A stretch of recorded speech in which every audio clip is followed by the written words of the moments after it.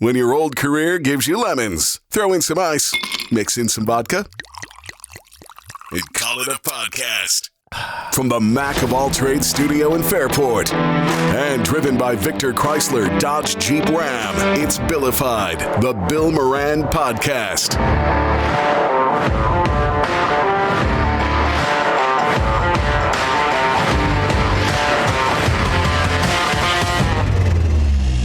Well, hey, baby. Thanks for getting your pot on. Thanks for telling a friend. That's how we spread the word about the pirate ship. Danny's here in his Yankees cap after they swept the Red Sox. It's a big sports weekend. There are many people, Danny, about to get rich this weekend. Oh, wow. You know what I mean? No. What do you mean you don't know what I mean? Getting rich on what? For being really good at one thing, Dan. Oh, be a professional athlete. For a really short period of time. Yes. And how many of them will we forget just as fast? Oh gosh. 95% of them. Yeah. It's. Are you speaking of the NFL draft, Bill? I was speaking of the NFL draft. Oh yeah. If you look over the years, go by the 1% rule. 1% of all high school athletes play college. Yeah. 1% of all college athletes play in the pros. Right. 1% of all pros go to the Hall of Fame. Well, the thing that we roughly love is we love the underdog story. We love the Doug Flutys. We love the Warren. What was his name with the Rams? Kurt Warner. They made a movie out of it. Yes, they did. And we love those stories because these are the guys that were back bagging groceries, but they had this dream and they held on to it, and it worked out. And we love that. Tom Brady being the last pick in the NFL draft, all that stuff. Oh no, he was a sixth rounder. Brock Purdy was the last pick in the NFL draft. He was the last, but still sixth round, right? Yeah. Not going to be there. Also drafted for baseball. Maybe he should have done that. These are the stories that we love. But remember, we just mentioned 1, 2, 3, 4 dudes. Mm-hmm. Four guys. And that's the part that's so strange to me. Now, we'll get into what happened a little bit here. The Buffalo Bills traded out of the first round. Yes. 3 times. I believe that most teams get 7 to 8 picks per draft throughout. You get 7. You get 7. You get 7. Some teams get comp picks for free agency formulas, but you get 7 to 8, right? You get at least 7 picks. Okay. And the Bills, because of these trades, now have 9 for this draft. Yeah, they had 9. Now at this point they're down to 8, but yes. Yeah, right. So, and with the 35th pick, they took TJ Parker, who's an edge rusher out of Clemson. Okay. Great college production. He looks the part. Projects to be potentially a starter. On 3.com, they called Parker a stalwart. Throughout the 3 years at Clemson, he played 39 total games for the Tigers. And by the way, stalwart, for those who don't know, definition: loyal, reliable, golden retriever, hardworking supporter of an organization, team, or cause. Last season, 37 tackles, 9.5 sacks for loss, 5 sacks, 1 pass deflection, 3 fumble recoveries. Over the course of his career, doesn't really matter, but. So then I had to go do a little more research because I don't know much about these guys at all. It's just interesting. It's interesting to me, the depth of breakdown. And it's one of these things where I could understand that an argument for someone being criticized by one of these guys is, you fucking try it, right? Mm-hmm. Because it's guys who may have never played the game, but they can see it. There's mechanics, there's things, and some of them are minor things to fix. It's not rocket science. So here is, I think his name is Lance Zierlein. Zierlein. Zierlein? Yep. Okay. From NFL.com. He broke down Parker ahead of the draft. Powerful edge defender with NFL length. In other words, he's got long arms. Okay. Whose 2025 tape might be closer to his pro projection than his gaudy 2024 numbers. Parker's handwork is above average in both phases. He strikes early to set very firm edges, then sheds quickly to finish tackles. Average short area burst limit his ability to pursue the run in space and threaten tackles in a race to the top of the rush. He can long arm tackles into the pocket when he catches them right, but he fails to find quick solutions when that approach stalls. His rush production will be muted until he expands his it's all this technical talk. But basically, it sounds like the guy may have a slight flaw that good coaching could overcome. Fair? Possibly. Yeah, okay. I say Well, that's why they drafted him. Well, right. But here's the part nobody talks about. Every single one of these guys just had their life changed. Yes. I mean, right? Yeah. Potentially a lot of money. Oh, gosh. Not potentially. They're going to make a lot of money.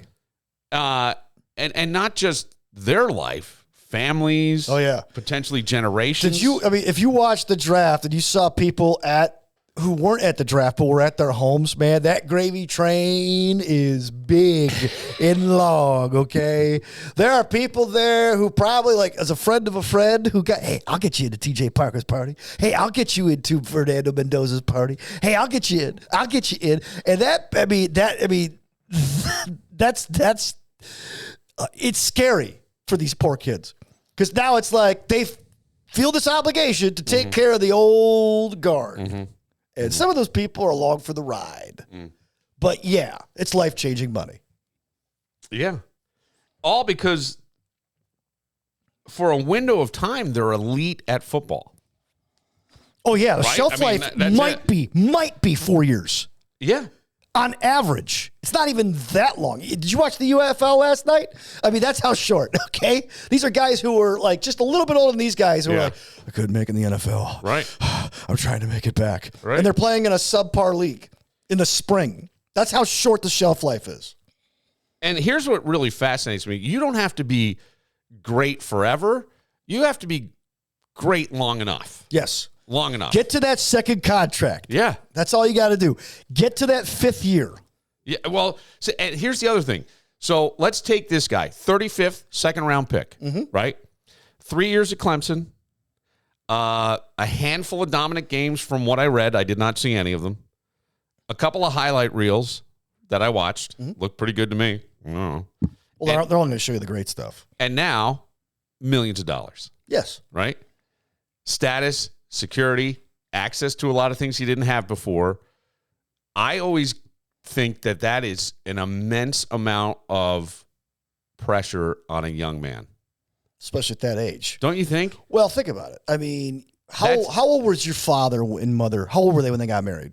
24 and 25, and 23 and 24. And they went to college. Yeah. Like most people. And my mom went to masters. Right. So your parents were actually considered behind the times as far as parenting, getting married and having kids. I guess you're right. Because I don't my know. father got married, like when he graduated in 66 from high school. Okay. His first wife was a little bit younger than he was. He was 20, she was 18.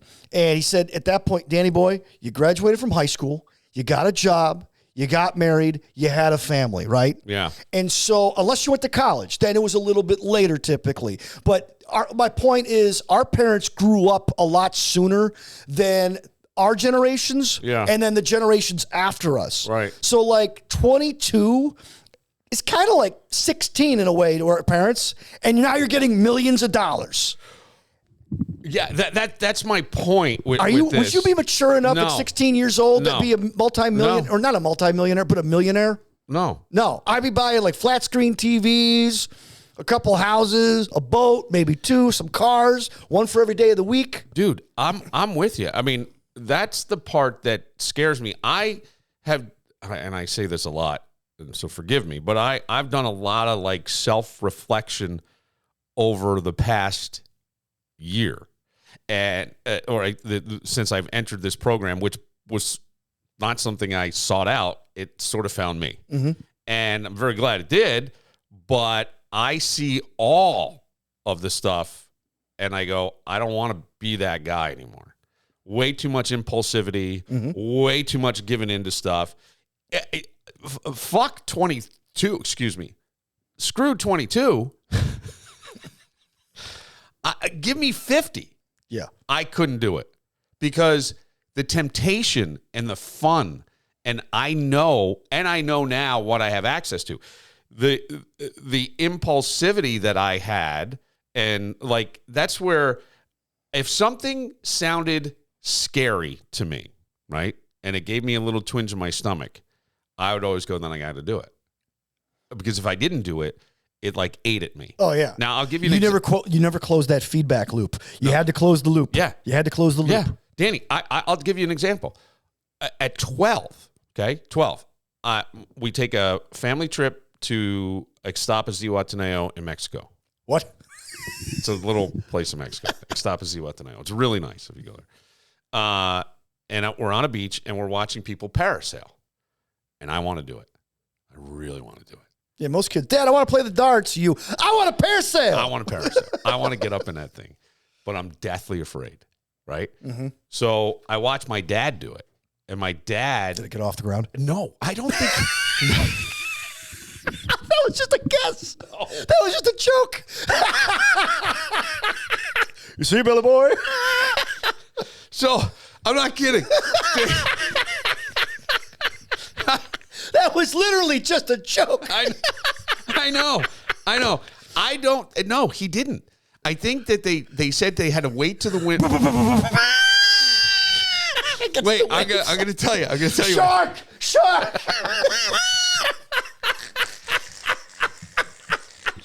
I'm going to tell you. May he rest in peace. No, I'm going to tell you what happened. Pieces. I can't remember if he was heavy then or not, because he got up to like 270 at one point, maybe heavier. This is before his Iron Butterfly days. Yeah. He always worked out and stuff. Like, even when I was later years in high school, and that's how I did some more boxing stuff, was I would go to this natural bodybuilding gym with him, and I loved it because it was like old school. Some of the benches and stuff were just duct taped around where people's head had been so much. Yeah, like the gym in Rocky 3. Yeah. Where like Apollo was, you need to go back to the streets. And they had a heavy bag with all kinds of like tape and beat the shit up in this tiny little I don't even know what it was. I call it a closet, but it was an entrance to each locker room, and it was right in the center there. And I used to go back. You gotta eat lightning and crap thunder, Billy. You got it. So I don't know how heavy he was. That's the point. And I just remember them saying in really bad English, right? And we're trying to interpret, we have to wait for the winds to be more in the afternoon.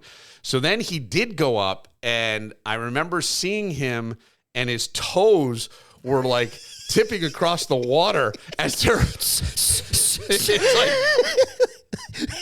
so, and then he gets up. So but I was miserable on the trip because all I could think about is I got to do this, but I don't want to do this, but I got to do this. Yeah, takes Billy away from his problems. So I did it. I finally went up. You went up. And I had the greatest time. And I remember because I was 12. You were never the same after that. Well, maybe. I don't know. I could do anything. I was 12, and I remember singing, I don't know if you remember this show or not, the Greatest American Hero. Like, he became a superhero, but he couldn't really control his powers. He would crash. He had curly hair. He was very unassuming as a superhero. And they had a theme song, and I sang that while I was up there. I was like, and it was the coolest thing in the world. I remember looking down. I'm above birds and all this, and it was awesome. And I realized at that age that I got to do the things that I'm afraid to do. If they really pull at me. Yes. If they pull at me. Like, I remember... and I don't want to say too much, but we used to have to do some stuff for the scouts where we climbed down a building. And I remember being up at the building. Like rappelling? Yes. Okay. Yeah, you rappelled. Like you did down at the first federal building about 20 years ago. Yeah. Okay. Yeah. So I went up there, and I think you were with me. Didn't you come with me? I did not come with you. I remember that because afterwards you went to McGinney's to have a Guinness. I did. Yes. That sounds about right. Yeah, I keep a Guinness journal of you. So but I remember that there was somebody else from the media who. I know who. Yeah. And I don't want to say. No, much. he's a good dude. Yep. Great guy. I would do the same thing, by the way. I'd be like broke out in tears. And I remember standing there, and I remember getting over to the edge, and they're like, lean out, lean out, lean out. And I remember going, I could feel it in my stomach, and I'm like, fuck it, here we go. Yep. And off I went. And that's local shock jock Bill Moran died yesterday doing a charity rappel. Stacy Pension is downtown with the latest. She's by the splat. Yeah. And it's Channel 8 at the time, and she was doing news and weather because they couldn't afford to have a full-time weather person. Yeah, I'm at the scene here, and it's pretty bad. I had to do one down the There's some of them, and there's some of them. Years later, they came to me and go, will you do it again? And I said, yeah, but I can't do it during the times you want. They go, well, will you? It's down the Kodak building this time. So I'm like, yeah, but listen, man, I got. Oh, you got the little eagle's nest sitting there. Yeah, hey guys, I said I have limited time here. I've got to get my kid somewhere. So Jameson was with me. He waited at the bottom. I went up. I just can't. I practically slid down the building. You're like Spider-Man. I didn't even care. I was just like, and because I knew I wasn't going to get hurt. And if I did, what am I going to do? It's too late. Too late now. Yeah. The thing is, everybody thinks we're biggest fear of humanity, uncertainty, right? Get down to the bottom of it. It's uncertainty. Uncertainty that the plane's going to land, uncertainty where I go when I die, uncertainty what's going to happen with it. It's all future. It's all anxiety. Sorry, guys. I just remembered that my life insurance doesn't cover splat. You guys are on your own. So my thing would be, okay, it's too late now. What are you going to do about it? Yeah, you can't climb your way back up. Right. So why think of the worst scenario? What if it doesn't? What if it goes great? What if you have a great view? What if you really enjoy it? What if you find something you really like? And that's where my head goes. Right. When you're about to crash, don't look at the wall, look at the road. And that's where my friend Ellie always calls me Polly. Polly? Yeah. Polly Sunshine. Because I always... Oh, Pollyanna. Okay. Pollyanna. Like, I'm always saying nice things and stuff. Yeah. But that's just how you're not yelling, yes. Yeah.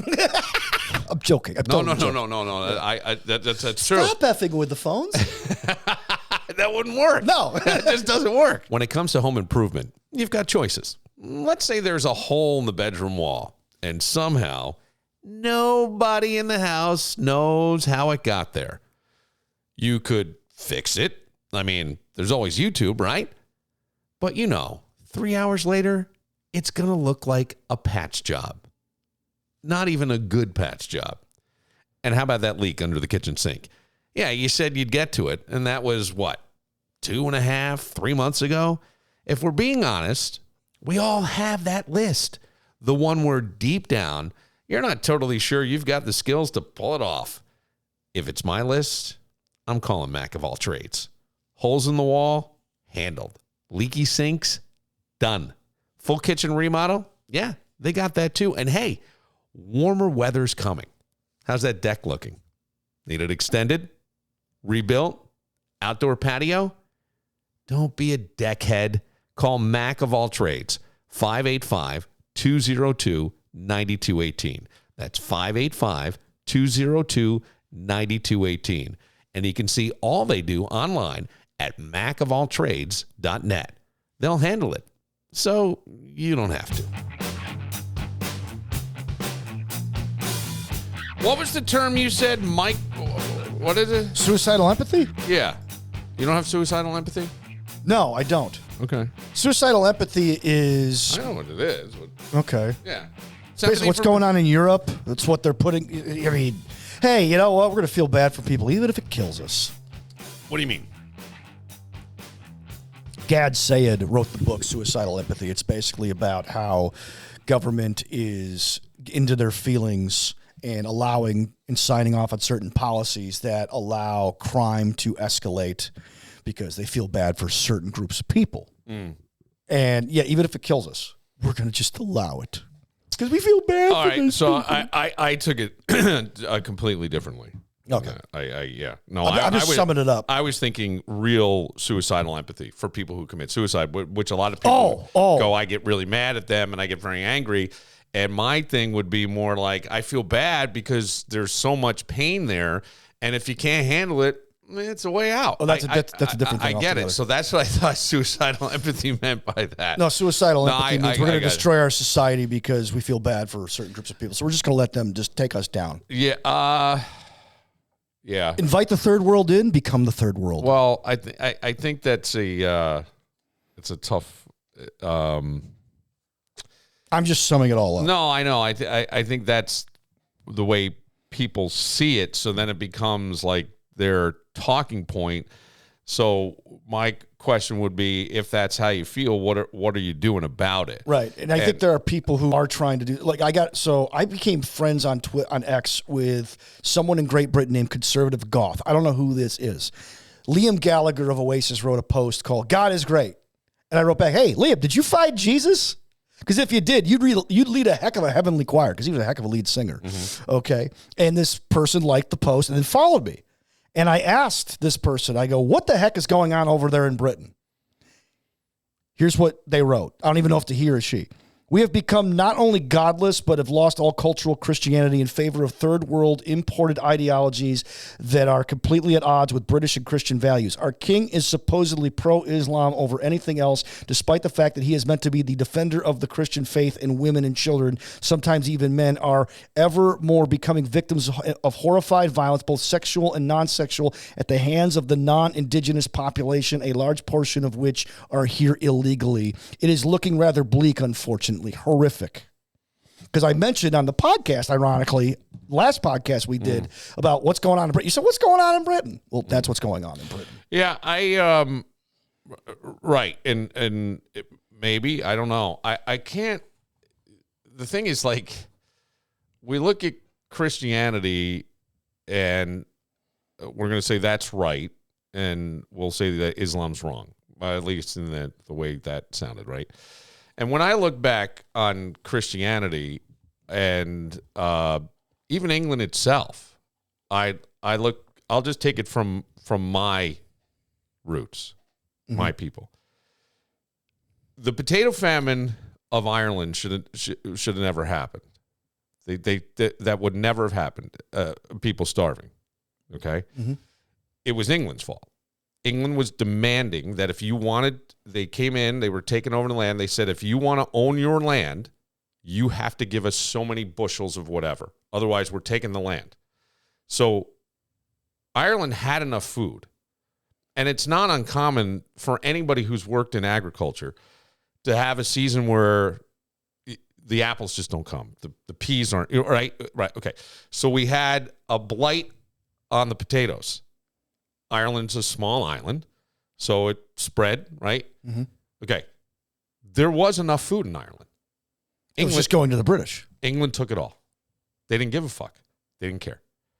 So the Irish, a lot of them had to go, they were starving to death. So they got in really what they call coffin ships, where people were dying of starvation, dying of disease, to come over here. You had families ripped apart.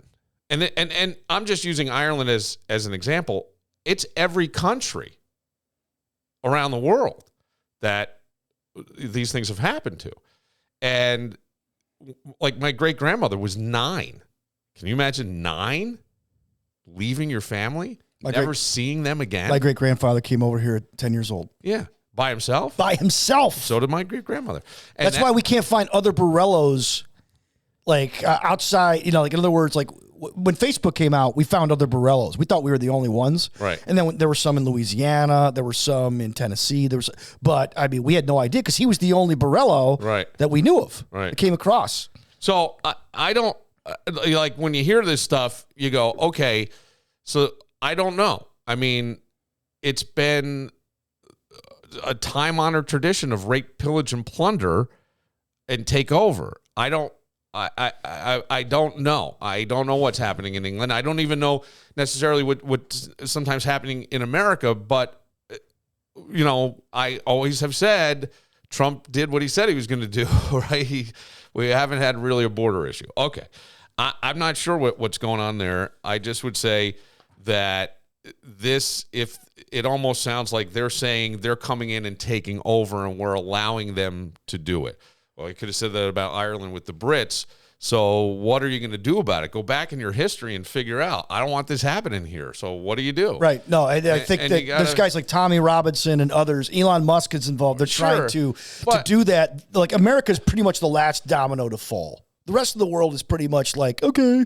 Well, and I can't. I think that there's also like a misunderstanding. I always think the bad is what gets the attention. Is it that way through everything? No, it's not. It never is. So what are we doing where, yeah, there should be limits and boundaries. I get that. But also acceptance and, you know what I mean? Like, there's got to be a middle ground. I understand that. I understand, like where do you draw the line? I get that. I understand that. But I think at this point, history has shown us, hey, this group of people can't figure it out. Let them in. Well, I'm not. Yeah, I don't know. I'm not saying everybody. No. It's just enough to cause a problem. Look, I don't think that. I don't know what their problem is over there. I really don't. I have no idea. I'm not familiar with Britain's politics or whatever it is. A lot of these countries are letting people in and paying people to come and live there and do things because the cities need it. And they need. Oh, I get emails from Italy all the time. Hey, you want to come and become an Italian citizen? Yeah. No, but thanks. Yeah. So, but I would say that you've got other problems, like here, and I hear what you're saying, and I think that what people go, well, it's this liberal agenda, it's this open-mindedness, it's this acceptance of everything. We're just going to let them be. They're people too. Blah blah blah. Yep, that's all a fair thing to say, but then let's take it to something else. Like many cities have a homeless problem, or now it's referred to as unhoused. But either way, we know what we're talking about, and there's money given to go and fix that problem, or try to help that problem. Well, the problem is we're not right, but why aren't we? Well, because it's like, how do I tell somebody not to be homeless? You're talking about people who, only because I don't think I talked about this on the podcast. I went down and I had to do something, and I went and I volunteered at a food pantry, and it's set up so you actually shop. A lot of food pantries, it's come and pick up your box of food, and that's your box of food. And a lot of them you can only go to every 4 weeks. This one you can go to every week and you shop, and they try to do that for the dignity of the person. And you can take as much as you want. So you'll find people who would be termed food insecure that come through the first time, and they fucking load up, man. And then there's people who come on a weekly basis, and you start to realize, oh, this is always going to be here for me. I can come no matter what, no questions asked. They give you a number, and if they run out that day, like I think you can get up to like 400 through that, maybe 380 that day, and then you come back on Tuesday or something, and you go through. Each person who comes through gets someone to shop with them, which I question the dignity, like you're saying dignity. But some of these people don't speak English. Some are not, right? There's families, there's homeless, there's all kinds of things that you saw a cross-section, okay? And as I watched this stuff, I was hustling that day to just keep the shelves stocked. I tried to make everything look forward and nice. The milk is shelf-stable milk, which is really, I think we're one of the few countries in the world that does fresh milk. Refrigerated milk. Yeah, I mean, most of Europe, England, it's shelf-stable milk. So that culturally it's appropriate for some of these people that come through there. But it's by the quart. So now you're trying to carry all this shit out of there. It's heavy, right? And as you watch this, you go, a lot of people are just here trying to have the better life. They're not trying to do something bad.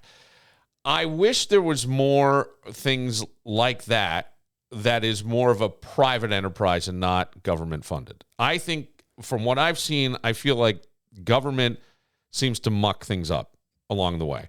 I also think that a lot of times it would be, I always think back to like my dad saying, I'm not paying for your car insurance because it's not your money. When it's your money, you're going to take it a little more seriously. I don't want you driving like an asshole. That's part of it, blah, blah, blah. It's not their money. It's tax dollars. Now, a lot of people, I always scratch my head on this one, is like, my tax dollars pay for that. I don't know what my tax dollars pay for. I have no idea. You know, people get pissed off at billionaires and all these other people, and I was going to get into that. Maybe we'll do that next segment. But I always think, why are we punishing people for working hard and being successful? Could some billionaires do better? Maybe, probably, I guess. Could you make better working conditions? Are there problems? Yes.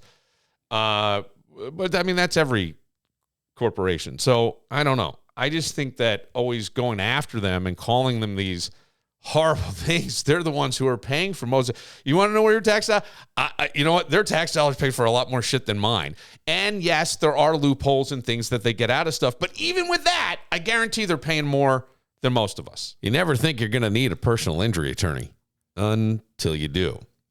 It's not something you plan for. You know, 1 minute you're just living your life. Next thing you know, you're dealing with an accident, an injury, missed work, and a whole lot of stress you didn't ask for. And here's the truth. Insurance companies, they've got a plan. They know exactly what they're doing. The question is, do you?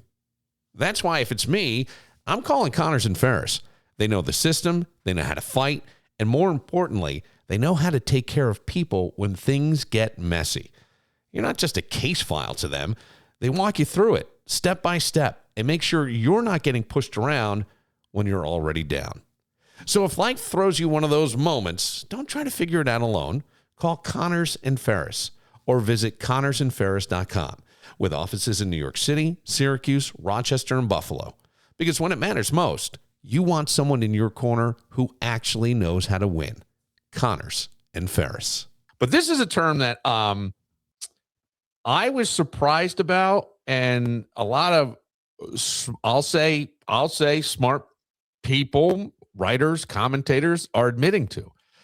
It struck me as weird. It is, I'll grab a couple of things from a big store and not pay for it. Seriously. Because it's a corporation, they won't feel it, and they see it as kind of a protest. So let me give you the backstory on this and where I see this. I see your face over there. The New York Times has an opinion podcast. Okay. And the whole paper's an opinion podcast. I'm sorry. I knew. I was looking through. I'm sitting at Starbucks and I'm looking through and I go, oh, this is interesting. And I go, well, once I say New York Times, Danny's out.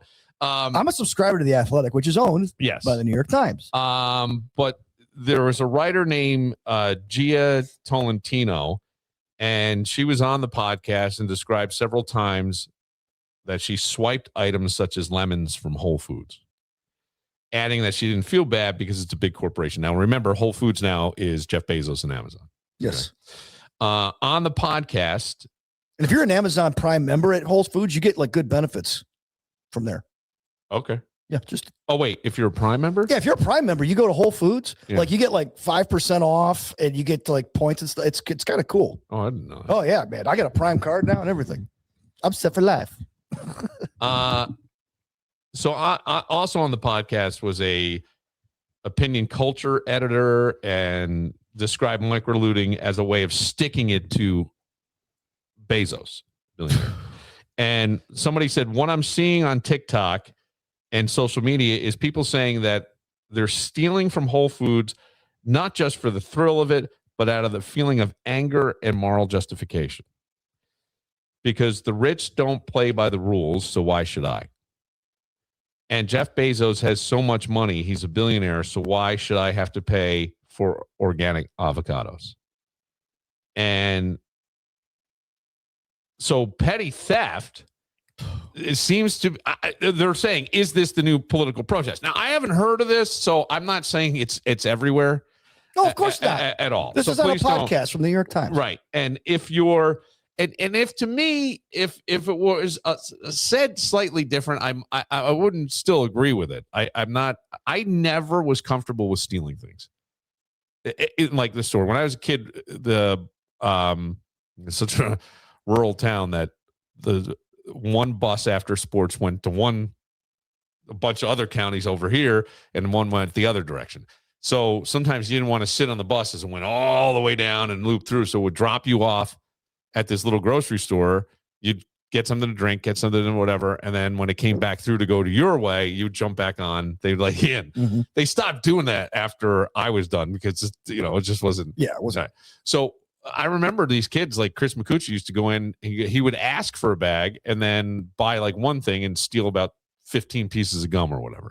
And I always hated that. I don't know why. It just didn't sit with me. I'm not saying like I'm some high moral high horse here. That's not it at all. Believe me. Yeah, you're not policing No. the bulk foods aisle at Wegmans. No, but I've certainly done my share of shitty things. So I'm not denying I that. saw you eat that almond.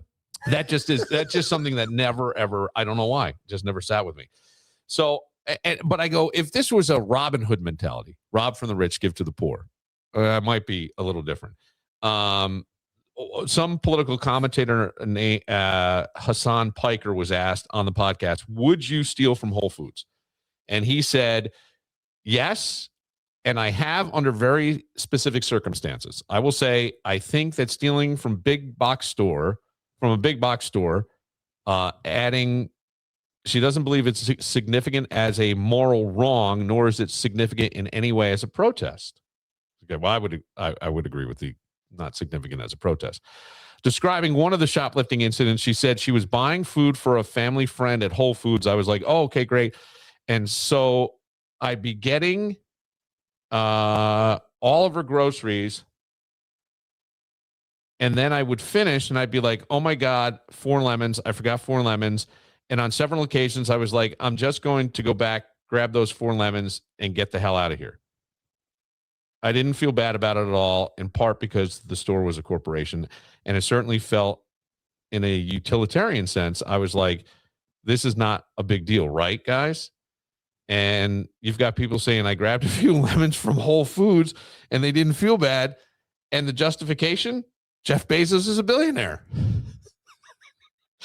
What about all the people that work there? They factor, yeah, exactly. Aren't billionaires, right? Whose jobs are on the line, and when they have to make cuts, like, I don't know, the Washington Post. Yeah. And because you stole a paper because, Jeff Bezos is a billionaire. Well, they also say they factor in theft into the business model. They exploit workers anyway. Oh, gosh. You know what? So now this line of thinking, you know what this line of thinking leads to? Yes.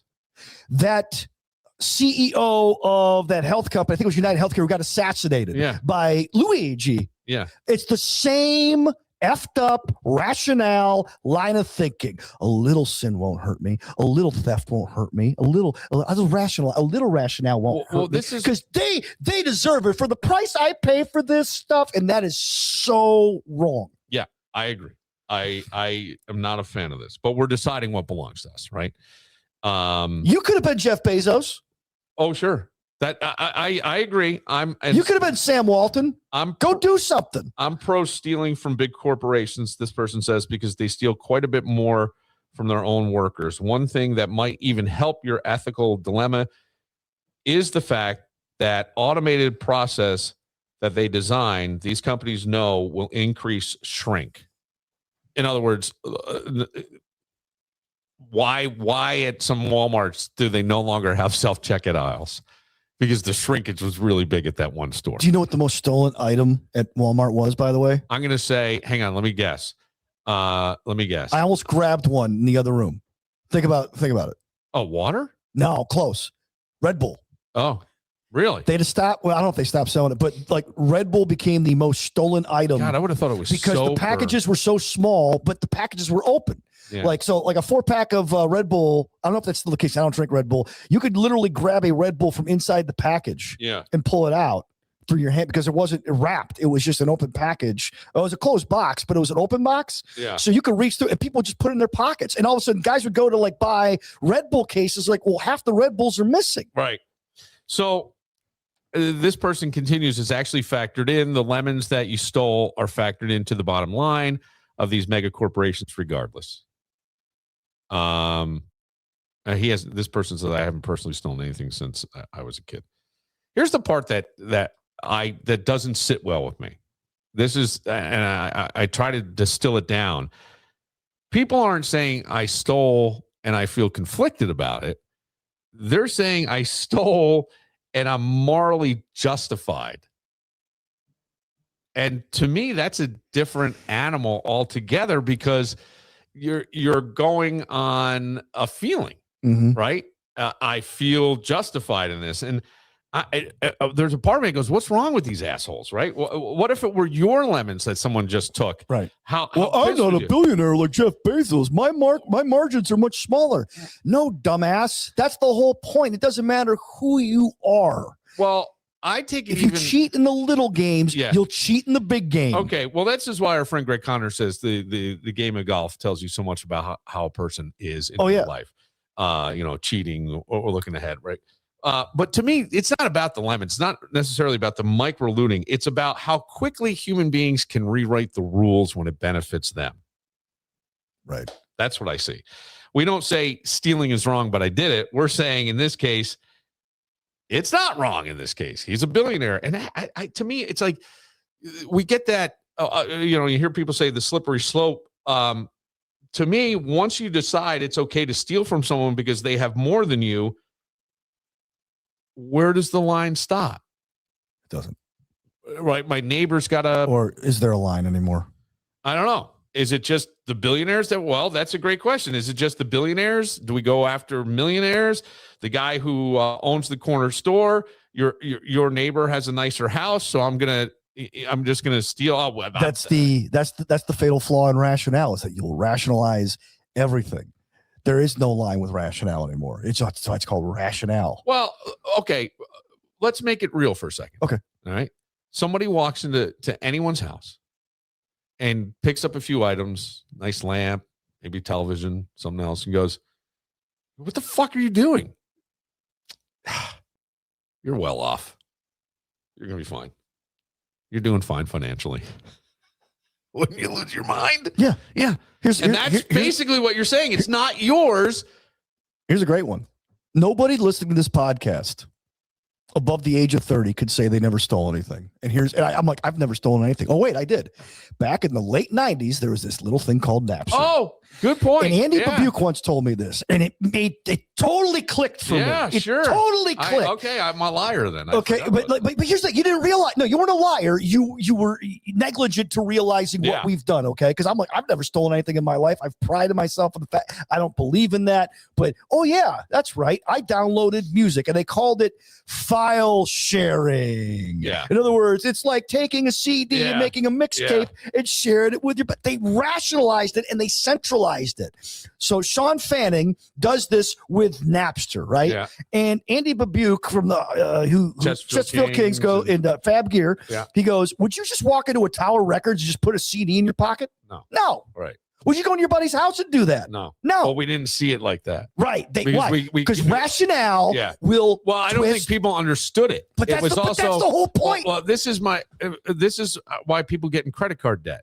They don't understand that it's real money. Yeah, it's real money. We're just swiping. So the same thing here. We're not realizing that we're stealing the music. It's just simply, hey, how cool is this? Right. I got it for free. And who do we get mad at? Who did they weaponize and get angry with? They got angry at Metallica. They got angry at Sheryl Crow. They got angry at the people. Yeah. And then there's pros. Oh, yeah, we don't care. Because they had to be cool. They had to be the cool guys, right? They were wrong.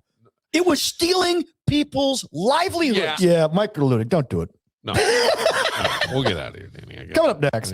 No, I got to wrap it up today. For Dan Barillo, lots of opinions. Boy, it was fun. I do like these kind of things, but we'll see if coming up next, the NFL draft breakdown from Greg Connors. He is not a happy guy right now. Oh, he's not? Oh, no. Oh, I haven't seen that. Oh, do you think I got thoughts on the NFL draft? Yeah.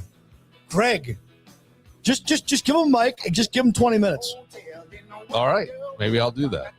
Things could change by the time we're taping this and the time the draft ends. But right now, he is not a happy camper. Really? Yeah. He might give back his Bill season tickets. No, he won't. For Dan Barillo, I'm Bill Moran. We'll see you next time. Well, since I left California, baby, things have gotten worse. The land of opportunity for me is just a curse.